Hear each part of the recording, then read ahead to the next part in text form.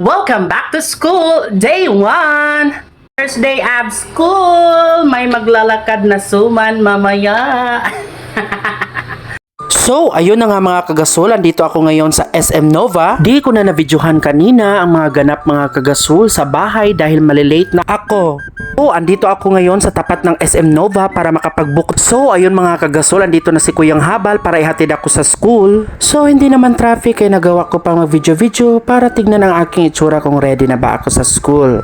Konting kembot na lang ay makakarating na rin tayo sa paroroonan. Pagkababa ko nga sa aking sinasakyan ay bumungad sa akin ang mga estudyante at ang kanilang mga magulang. At pagkapasok ko nga ng gate ay dali-dali akong pumunta sa biometric para mag-time in. At sinunod ko na ang logbook para makapag-log in. Dahil wala pa akong schedule sa aking pagtuturo sa aking subject, ako muna ang nagbantay sa mga bata. Dito, pinapaliwanag ko sa mga bata kung ano ang kanilang gagawin. At pagkatapos ng mga bata sa kanilang ginagawa ay ako ay umalis muna at pumunta doon sa stage para magbantay ng enrollment. At pagkatapos ko nga doon ay bumalik na rin ako dito sa aking silid para asikasuhin ang aking lesson plan. At ayun na nga ay iniready ko na ang aking folder at saka yung aking fastener at kinuha ko na rin ang aking expanded envelope para ilagay na dito ang aking idedicate na cover page. At dahil na-edit ko na ang aking cover page ay kinuha ko na rin ang fastener at inalagay ko dito sa folder at saka isinunod ko na din nilagay ang aking lesson plan. At nang biglang bumuhos ang malakas na ulan. Ay! Ang lakas na ng ulan dito.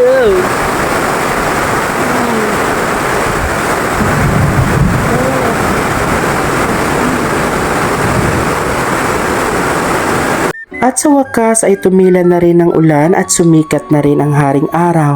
At bumalik ang kalmadong panahon at dahil ako ay nakaramdam ng gutom at ako ay kumain muna. Habang ako ay kumakain ay nakikipag-usap ako sa aking kasamahang guro sa silid. At konting oras na lang ay uwian na rin ng mga bata at kaming mga guro. At dahil nakauwi na rin ng mga bata ay dumiretso na rin kami dito sa second floor para sa maikling meeting. At dito pinapaliwanag sa amin ng aming chairman ang schedule ng aming klase at ang lipatan ng mga guro. Pagkatapos ng meeting ay dumiretso na rin kami dito sa biometric at sa logbook para makapag-log out.